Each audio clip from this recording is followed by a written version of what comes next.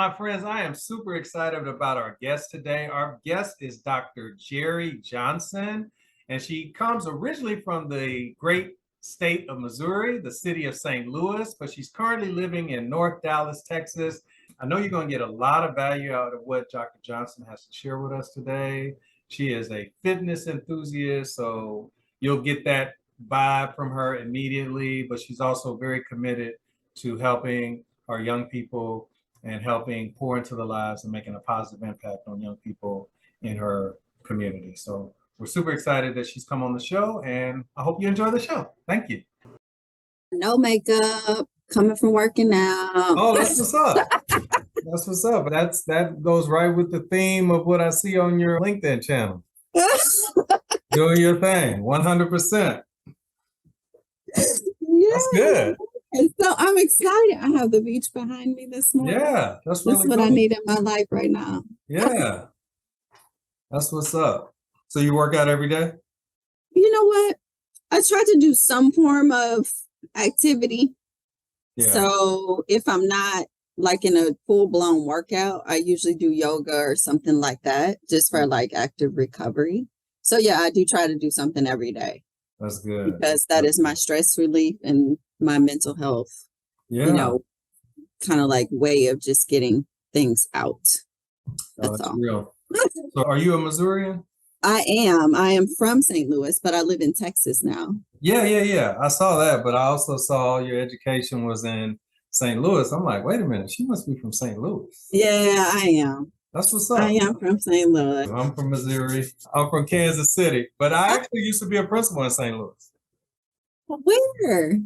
I was at Bashan, and then I was at Ford Elementary. Shut the front door. Wow. St. Louis Public Schools. Oh my God. SLPS. If you can make it in SLPS, boy, you can make it anywhere. That's what people don't understand. Like, I'm up here in Seattle now, and people talk about stress, and I'm like, y'all don't even know what stress is. Yeah. So I went to Normandy. I graduated. Yeah, graduated from Normandy, but I worked in all different districts in St. Louis over the course of 20 years. And SLPS was one. I was a coordinator of ELA programs in curriculum and instruction. I have 54 elementary schools. So you worked under Dr. I worked under Paula Knight. Oh, you worked under Paula Knight, but Dr. Adams was the superintendent, right? Yes. So what's the lady before him? She was leaving out. Borisov? Yes. The first year I was there, she was there. Okay. And then Dr. Adams transitioned in. And then that's when they did a whole bunch of layoffs. And I ended up getting laid off because I was the last one into the department. No, that's real. But no, Paula Knight is a really good friend of mine. Yeah, she's in Jennings. That's cool. Yeah, and I loved working under her. She definitely was one of the people who were the catalyst to be like, Jerri, you need to be in somebody's school. But I was like, I'm at the district level. Like, why do I need to go back down to school? I know, right? Yeah, I get it. But I was such a better principal coming from supporting principals to then being a principal. You know what I'm saying? So I had the view and the perspective of the people who were in district office, knew what they were supposed to be doing. Right. And then as a principal, could operate my building in such a different way because I knew what was going on above me. So it was a blessing and a curse. Yeah. To be able to go from a classroom to district office and then back to being a principal. But it was awesome. It really was. I was glad I had that experience with her because she chose me and she was looking at me for a few years before that position even came up. Was she your professor at UMSL as well? No, she was not. She was an adjunct at UMSL, and then I came in to be an adjunct after her. So yeah, I never had any classes with her as a student. Yeah. But yeah, I met her in St. Louis Public as a coach, and it just went from there. When I was a coach in one of the buildings there, she was like, oh yeah, you need to be in a department. And then she was like, oh yeah, you need to be in a school. So how'd you end up in Texas? You got family down there? I am in North Dallas. Oh, you're in Dallas. Okay. Yeah, my daughter's in Houston for college. Okay. But yeah, I ended up in Texas because I have friends who are like family here and they've been here for like the last 16 years. So my daughter and I used to come and visit like every year. And they had been trying to get me to come down here for the longest.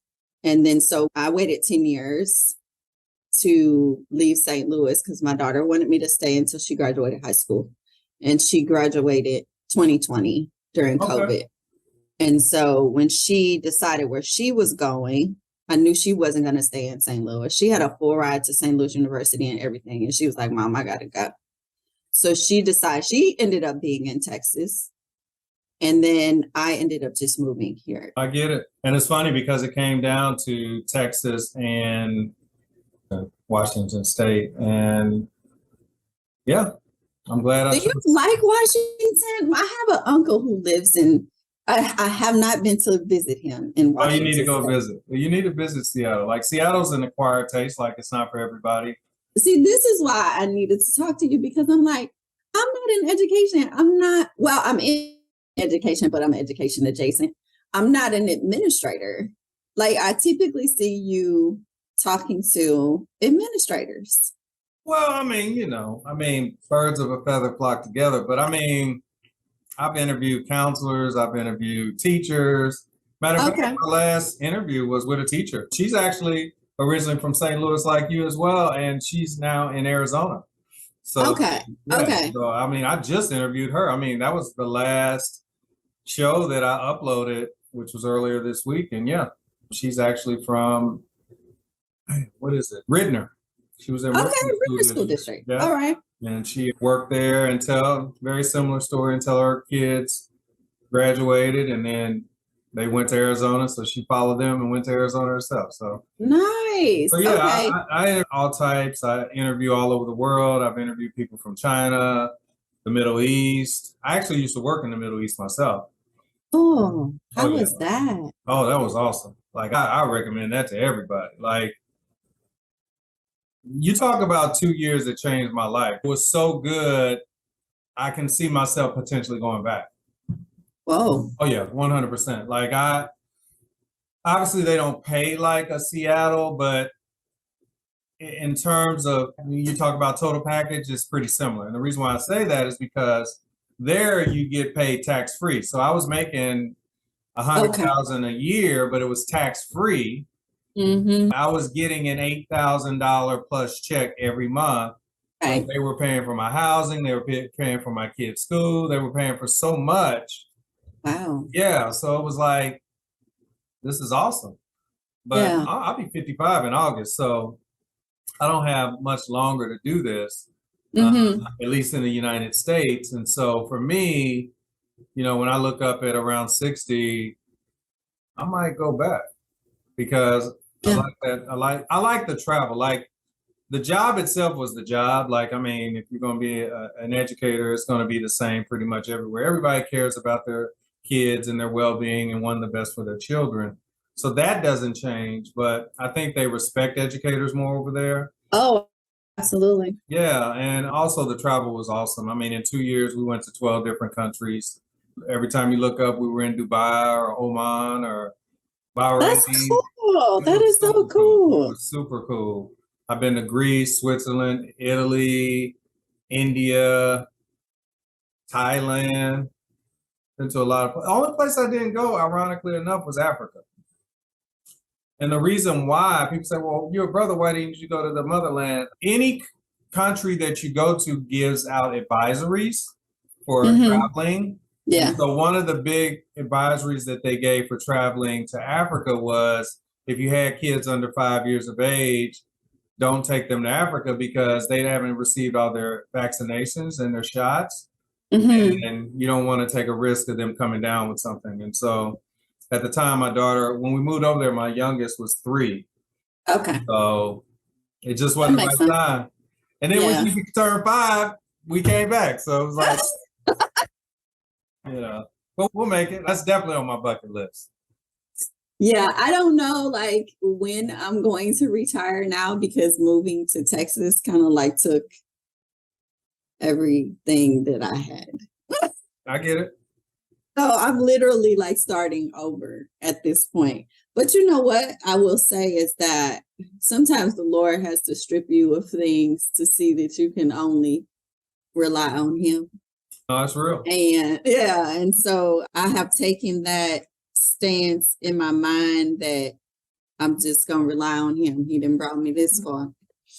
But I am currently like working with school districts at the district level and with district leaders and principals across the country for the company that I work for. Who do you work for?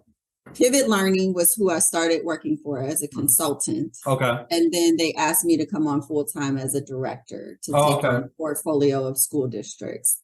Since then, Pivot and Core Learning have merged with Unbound Ed. Okay. So now we are under the umbrella of Unbound Ed. Pivot Learning is dissolved and Core Learning is a subsidiary of Unbound Ed. So I work for Core Learning now, but we are under Unbound Ed. So what's a typical day like for Dr. Jerri Johnson? So typically I'm traveling for work because the school districts that I work with are not in Texas. I'm in Pennsylvania and Massachusetts. Oh, wow. Yeah, Pennsylvania and Massachusetts right now, but I've been in Tennessee and in one school district in California, Monterey, California. Nice. So when I'm working with school districts, our curriculum services department, which I'm a director under, we work with primarily school district leaders and school leaders on curriculum implementation. You know, everybody got all this ESSER money and they doing all the HQIM and all this type of stuff. So everybody's implementing curriculum, but they don't have the effectiveness that they want, especially over COVID. So now that everybody's back in, you know, classrooms and things like that, people are they're taking on our services because they need the help with district administrators and school leaders to make sure that their curriculum implementation is effective. Okay. So we help them with vision setting, goal setting for curriculum implementation, adoption of materials, all the processes and the structures that need to go along for effective adoption and effective curriculum implementation. So I do a lot of curriculum and instruction work, basically. Okay. You like that travel? I do. I love it. And I work remotely, so I can work from anywhere. I can live anywhere. Okay. And I enjoy it. I do, however, enjoy more when we're in schools and we're doing our instructional walks, you know, and our learning walks and stuff like that, because then I can see the kiddos, you know, I get to see the kids and the teachers and stuff like that. So I do miss that. I miss my tiny humans, but, you know, I enjoy also helping leaders grow. So how do I fit into your show? Well, several things. First of all, you have an education background, so you can talk to anybody that has an education background. But I'm also pivoting a little bit in 2023. I don't want to just talk to educators. I want to talk to anyone that's been successful in their profession, because I feel like no matter what a person's profession, there's an educator that impacted their life, right?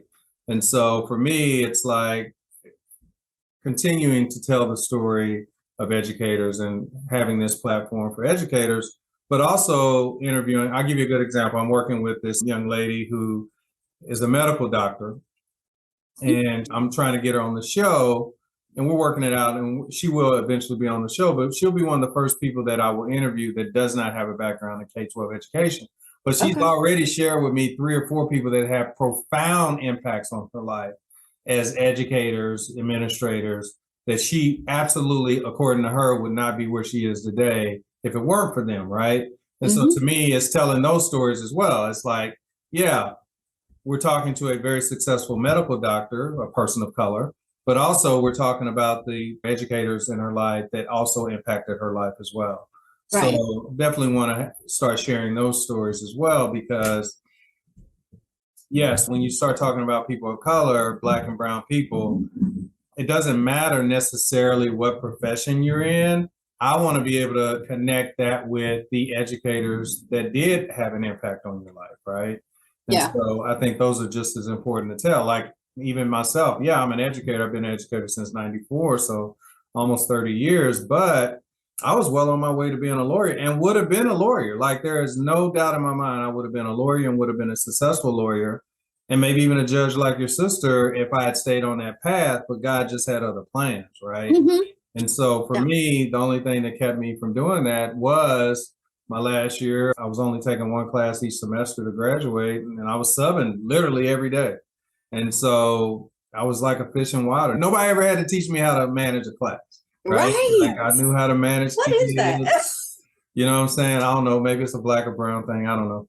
But it was never an issue with me. And so I was like, well, let me just defer law school for a year and just save up some money for a year and then go to law school. And like I said, that was 29 years ago. I never made it. And I'm glad I didn't. Like, I mean, all of my friends were pre-law majors and most of them became lawyers and judges and whatnot. And pretty much everybody I talked to said I made the right decision. Like you made the right decision, So Well, that's good. I started on a different path too. So I understand that. I started in physical therapy see? as SLU. After that, in high school, we had all AP credits and all that type of stuff. But I didn't feel the physical therapy thing. And when I got into classrooms, it was just like, yeah, this is where it's at. Like, this is where I need to be. Oh, that's real. So I ended up staying in it. When I got out of it as a principal, I really tried to figure out like, where do I fit? Because I enjoyed being a principal. I love the kids. I love the teachers. But nowadays I struggle to find out where my mindset fits in. And how long you been in education? Since same as you, since 94. Yeah. So let's fast forward 5 years from now. Where is Dr. Jerri Johnson? Oh, that's a great question. That is a great question. I want to be. You'll definitely be married. So let's go ahead and set up. There you go. Professionally, yeah. I would like to be the managing director or the executive director of a company that is supporting school districts. Oh, okay. And communities. So like what I do now, I would not mind being an executive director or manager or something in this particular organization. But I also want to have, because I have my own LLC, I have my own educational consulting, little LLC. I also want to be contracted out to do certain things with growing leaders and teachers, because I think they need the support. One thing that I am, though, kind of dabbling with right now is the co-parenting piece. Okay. I really would like to start a co-parenting academy. Oh, I love that. I know there are companies that are doing that right now, where they're providing training people to get licensed, and teaching people co-parenting skills and coaching and stuff like that. But I really would like to do the co-parenting piece, because I think with the rise in, divorces and people more so having kids out of wedlock, out of not being married and stuff like that, I think people, especially us, we're going to need those skills to be able to navigate those types of situations. And I don't think that we have them. I agree. I don't see it everywhere. It's needed everywhere. Dallas, St. Louis, Seattle. Right. Yeah. Right. And especially linking it to the school piece, because I don't think parents understand how their co-parenting relationships affect students in academia. Like, if your co-parenting is not effective and you guys aren't showing a united front and things like that, and having these conversations with your kids and stuff like that, when they go to school, those behaviors, those thoughts, that mindset comes out towards people that they don't know. And I don't think parents are thinking about that. They're thinking about their households and how they're run and things like that. But your child has to go out into the world and function in other environments where it's not your household. Like, everybody don't care about your child like you do. That's real. When they go to school, so the behaviors and the emotions and all that stuff that comes out at school. And I don't think parents recognize that. Yeah, I Um, also think that, with COVID, it's really kind of brought the awareness of that piece even more to the forefront. So what you're talking about is it was always needed, but I think it's needed even more. And I think more importantly, people are recognizing the need and are willing to put dollars toward that. So yeah, I think you are definitely onto something there in terms yeah. of that mental health piece and the co-parenting piece and the parenting period. Like, Yeah, especially in our communities though. And that's what I want to focus on because the the people of color communities, like we're struggling. That's the only way I can say it, is it's that we're real. struggling. And in turn, our kids are struggling because the adults are struggling and don't know how to navigate that space. Like they don't know how to control their emotions. They don't know what to do with their mental health and behavioral health. So you can't expect them to teach kids and they don't know themselves. That's real. So I think that they need those, like the largest and the most effective like impact that I think I've had, especially when I was the principal at the Early Childhood Center at Normandy, was that we had these father meetings and we had our parent meetings. So we Okay. had father meetings separately where I had parents as teachers, these two male, they were really good facilitators, would do our father meetings every month. Mhm. And then we had parent meetings. It was my social worker and my parent liaison would handle those meetings. I was never in those meetings unless it was requested that I come because they dealt with sensitive topics, like with parenting and then also with fathers. So we had the largest turnout in the district at meetings during the day. Wow. Like our parent meeting was at 9 o'clock. The father meeting was at 9 o'clock. They were just on separate weeks, different days. These were meetings during the day, and we would have 25 plus people in the room. And so when I saw the impact of that, I was just like, okay, something's going on here because the topics that we were generated by them. Like sometimes our fathers would want legal advice, about how do I deal with this chick? I want to see my kids or child support or Yeah. something like that. Those are the types of topics that these young men would talk to them about and bring people in to help them. And then for the parenting piece, the social worker and the parent liaison would talk to them about effective parenting, techniques, homework, all that type of stuff, extracurricular activities, bring them resources. So, and these were meetings that were during the day. I told my superintendent, I said, listen, we should not just be doing this here. This should be at every elementary school in Normandy. Yeah. And they ended up starting it the next year. Then I left and it fell off. Mm. So I was just like, so when I think about that co-parenting piece, I've seen it happen where parents will participate. You have to bring them things that they actually can use, are realistic, and that are helpful for them. Not all these crazy topics. I mean, I know you want to talk to them about data sometimes, but that's just for a person who can't get basic needs for their kids. They ain't worried about that. That's real. So yeah, I'm dabbling with that right now. That's awesome. So, how important is physical fitness to you? I mean, you shared that you just got through working out and doing your thing. To stay in your professional realm is very difficult sometimes. What I will say is that working out helps me to set my mind right, Mhm. get my mind right Yeah. before I get into my day. So, you work out in the mornings. I typically used to work out at 5 a.m. Okay. because I never knew how my day was going to roll out as an administrator. It has changed now to I work out before any of my meetings start. And because most of my team is in California, they're 2 hours behind.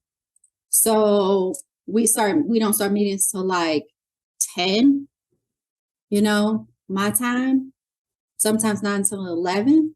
Yeah. So I can get my workout in the mornings, but I do the mornings because it sets me right mentally. And then also physically, it gives me the energy that I need to get through my day.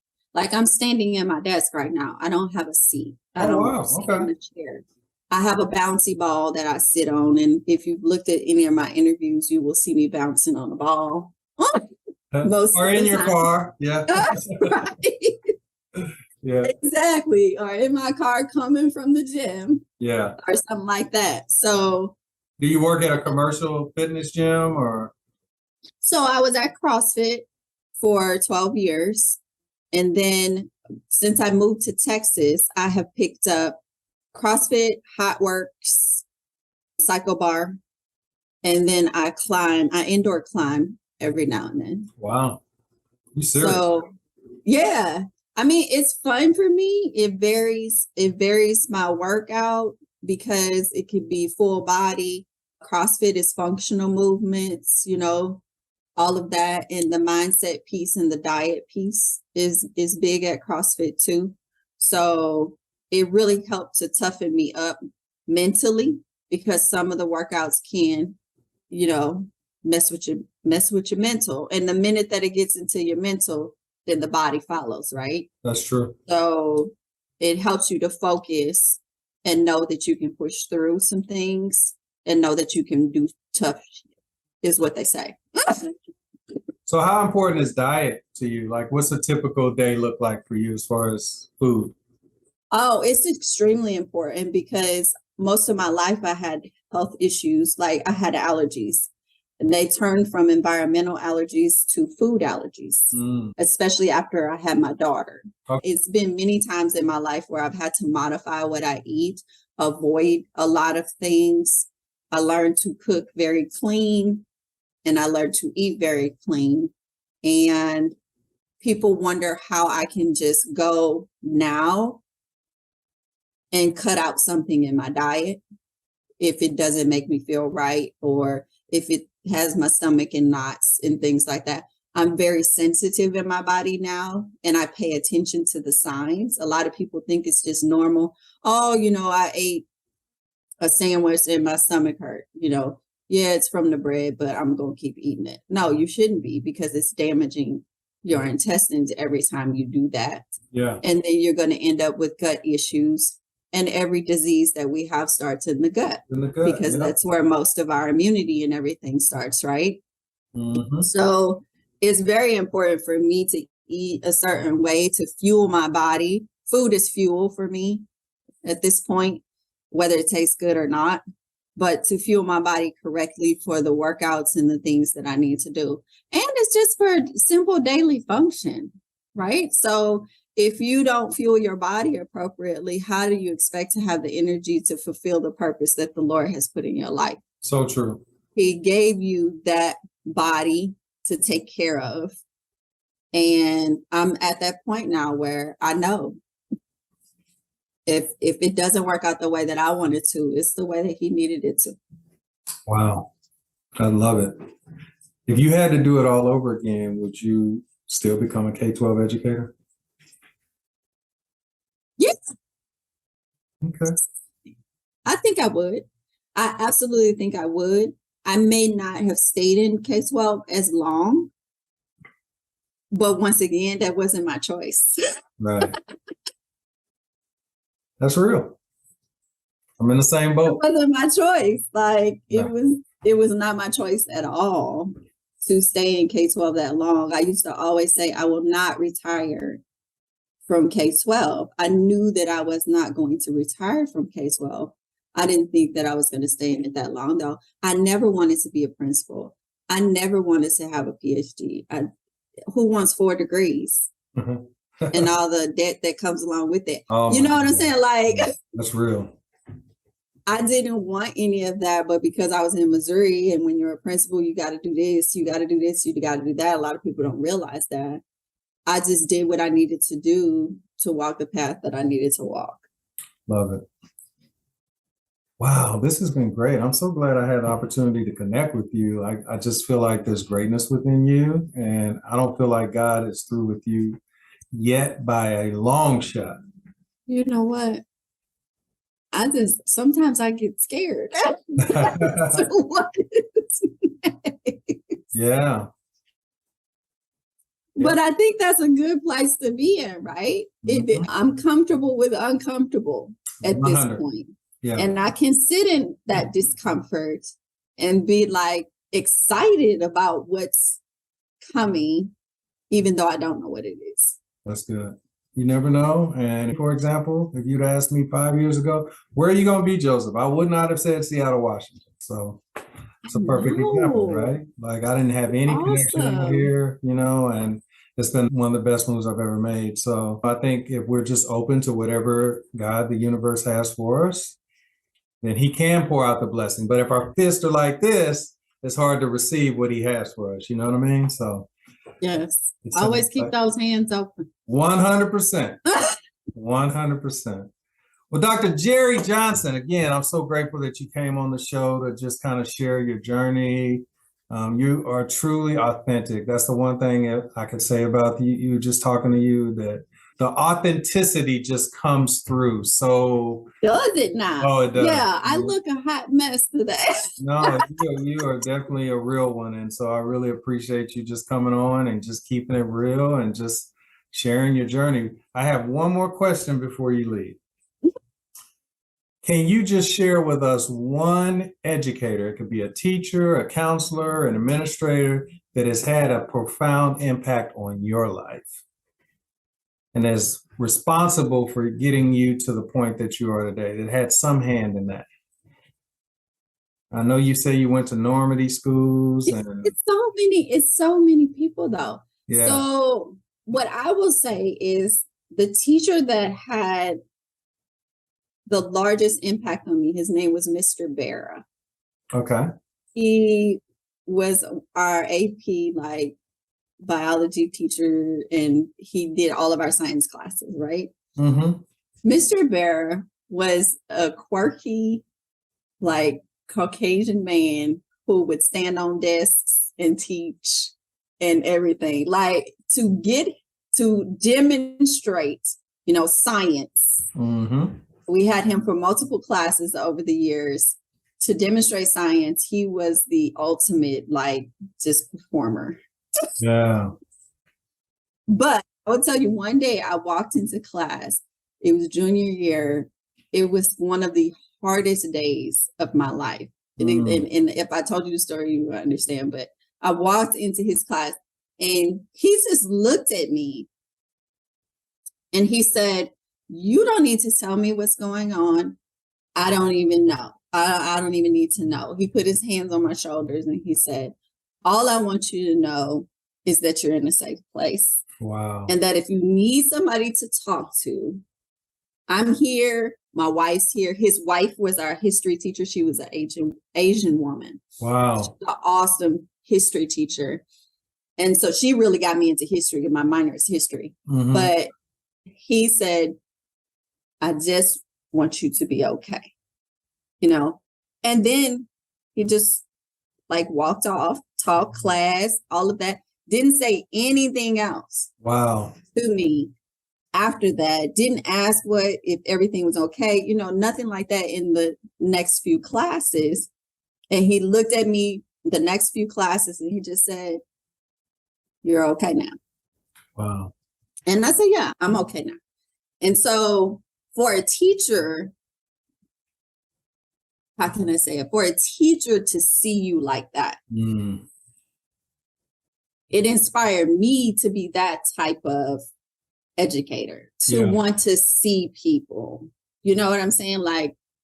Not just I see you walking past in the morning or anything like that, or excuse me, I'm getting, I understand. but not that you're walking past in the morning. If I see something visibly not right, I'm going to say something to you and I'm going to let you know that I'm here.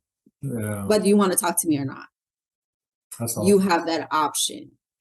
And a lot of people don't have that option. Yeah. A lot of our kids don't feel safe enough in having that option.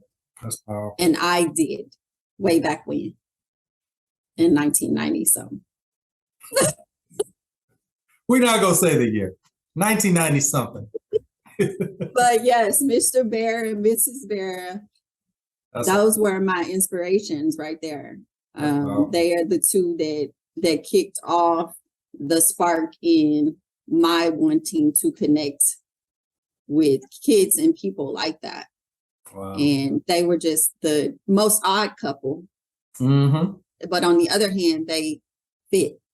Yeah. Because they both were very caring. Both were the same way with, kids of color in Normandy. Sure. But she was Asian and he was Caucasian. Wow.